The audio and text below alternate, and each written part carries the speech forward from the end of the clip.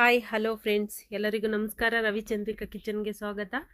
ಇವತ್ತಿನ ರೆಸಿಪಿ ಏನಪ್ಪ ಅಂದರೆ ಒಂದು ಒಳ್ಳೆ ಅದ್ಭುತವಾದಂಥ ಆರೋಗ್ಯಕರವಾದಂಥ ಸ್ವೀಟ್ನ ತೋರಿಸ್ತಾ ಇದ್ದೀನಿ ನಿಮಗೆ. ಅದರಲ್ಲೂ ಗೋಧಿ ಹಿಟ್ಟಿನಿಂದ ಈ ಥರ ಬಾದಿಷ ಟೈಪಲ್ಲಿ ಯಾವ ರೀತಿ ಮಾಡೋದಂತ ಬನ್ನಿ ತೋರಿಸ್ಕೊಡ್ತಾ ಇದ್ದೀನಿ. ಯಾರೆಲ್ಲ ಚಾನಲ್ನ ಸಬ್ಸ್ಕ್ರೈಬ್ ಮಾಡದೆ ನೋಡ್ತಾ ಇದ್ದೀರಾ ದಯವಿಟ್ಟು ಸಬ್ಸ್ಕ್ರೈಬ್ ಮಾಡಿಕೊಂಡು ವಿಡಿಯೋನ ಪೂರ್ತಿ ನೋಡಿ. ಈ ಕಡೆ ಸಕ್ಕರೆನ ನಾನು ಪಾಕ ಮಾಡೋಕ್ಕೆ ಇಟ್ಟಿದ್ದೀನಿ, ನೀರು ಹಾಕಿಬಿಟ್ಟು. ಈ ಕಡೆ ಗೋಧಿ ಹಿಟ್ಟು ಕಲಿಸ್ಕೊಂಡು ಇಟ್ಕೊಂಡಿದ್ದೀನಿ. ಇಷ್ಟು ನಿಮಗೆ ಎಷ್ಟು ಬೇಕೋ ಅಷ್ಟು ನೋಡ್ಕೊಂಡು ಕಲಿಸ್ಕೊಂಡು ಇಟ್ಕೊಳ್ಳಿ. ಗೋಧಿ ಹಿಟ್ಟನ್ನ ಚೆನ್ನಾಗಿ ಸಾಫ್ಟಾಗಿ ನಾದ್ಕೊಂಡು ಇಟ್ಕೋಬೇಕು. ಇವಾಗ ನಾನಿಲ್ಲಿ ಕಟ್ಟೆ ಮೇಲೆ ಹಾಕ್ಕೊಂಡು ನೀಟಾಗಿ ನಾನಿಲ್ಲಿ ಕೆಳಗಡೆ ಪೌಡರ್ ಏನು ಹಾಕ್ತಾಯಿಲ್ಲ, ಸ್ವಲ್ಪ ಎಣ್ಣೆನ ಹಾಕ್ಕೊಂಡು ಕಲಿಸ್ಕೊಂಡಿದ್ದೆ.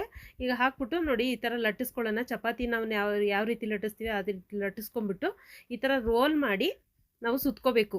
ಸುತ್ಕೊಂಡು ಮತ್ತೆ ತಿರ್ಗಾ ಕೈಯಲ್ಲಿ ಈ ಥರ ಉದ್ದ ರೋಲ್ ಮಾಡ್ಕೊಳ್ಳೋಣ ನೀಟಾಗಿ. ನಮಗೆ ಉಂಡೆಗಳನ್ನ ಮಾಡೋಕ್ಕೆ ಕರೆಕ್ಟಾಗಿ ಉಂಡೆ ಶೇಪಲ್ಲಿ ಕರೆಕ್ಟಾಗಿ ಬರುತ್ತೆ ಸೈಜಾಗಿ.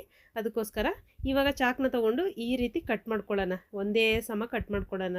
ಇದಕ್ಕೆ ಇಲ್ಲಿ ಮೈದಾ ಹಾಕ್ತಾಯಿಲ್ಲ ನಾನು, ಸೋಡಾ ಗಿಡ ಮೈದಾ ಏನೂ ಹಾಕ್ತಾಯಿಲ್ಲ. ನಿಮಗೆ ಬೇಕು ಅಂತ ಅನಿಸಿದ್ರೆ ಸಾಫ್ಟ್ ಬೇಕು, ಬಾದುಷ ಥರ ಇರಬೇಕು ಅಂದರೆ ಸ್ವಲ್ಪ ಮೊಸರು ಸೋಡಾ ಎಲ್ಲ ಹಾಕ್ಕೊಂಡು ಮಿಕ್ಸ್ ಮಾಡ್ಕೋಬೋದು. ಇವಾಗ ಎಣ್ಣೆನ ಕಾಯಕ್ಕೆ ಇಟ್ಟಿದ್ದೀನಿ, ಎಣ್ಣೆ ಕಾದಿದೆ. ಇದು ನೋಡು ಕಟ್ ಮಾಡಿರೋ ಅಂಥದ್ದನ್ನ ನಾವು ರೋಲ್ ಮಾಡಿಕೊಂಡು ಹಾಕ್ಕೊಳ್ಳೋಣ. ಸುಮ್ಮನೆ ಒಡೆ ಥರ ಈ ರೀತಿ ಫ್ರೆಶ್ ಮಾಡಿಬಿಟ್ಟು ಹಾಕ್ಕೊಳ್ಳೋಣ ಎಣ್ಣೆಗೆ. ಎಣ್ಣೆ ಕಾದಿರಬೇಕು ಸ್ವಲ್ಪ. ಆಮೇಲೆ ಸ್ವಲ್ಪ ಉರಿನ ಕಮ್ಮಿ ಮಾಡ್ಕೊಳ್ಳಿ, ಯಾಕಂದರೆ ಒಂದೇ ಸತಿ ಹೈಲಿ ಇಟ್ಬಿಟ್ರೆ ಒಳಗಡೆ ಬೇಯಲ್ಲ, ಗೋಧಿ ಹಿಟ್ಟಾಗಿರೋದ್ರಿಂದ ಒಳಗಡೆ ಬೆಂದಿರಲ್ಲ. ಅದಕ್ಕೋಸ್ಕರ ಸ್ವಲ್ಪ ಉರಿ ಕಮ್ಮಿ ಮಾಡಿಕೊಂಡು ಲೋ ಫ್ಲೇಮಲ್ಲಿ ಸ್ವಲ್ಪ ಬೇಯಿಸ್ಕೊಳ್ಳೋಣ. ಗೋಲ್ಡನ್ ಬ್ರೌನ್ ಬರೋ ತನಕ ಬೇಯಿಸ್ಬೇಕು. ನಿಮಗೆ ಗೊತ್ತಾಗುತ್ತೆ ಬೆಂದಿರೋದು ಯಾವ ರೀತಿ ಸೌಂಡ್ ಬರ್ತಿರುತ್ತೆ ಅಂತ ಹೇಳ್ಬಿಟ್ಟು.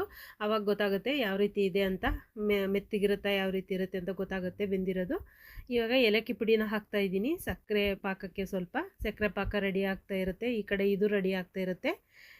ಎರಡೂ ಕೂಡ ರೆಡಿ ಆದಮೇಲೆ ನಾವು ಇದು ಇವಾಗ ಗೋಲ್ಡನ್ ಬ್ರೌನ್ ಬರೋ ತನಕ ನಾವು ಬೇಯಿಸ್ಬಿಟ್ಟು ಆಮೇಲೆ ಪಾಕಕ್ಕೆ ಹಾಕ್ಕೊಳ್ಳೋಣ. ನೋಡಿ ಆಗಿದೆ. ಇವಾಗ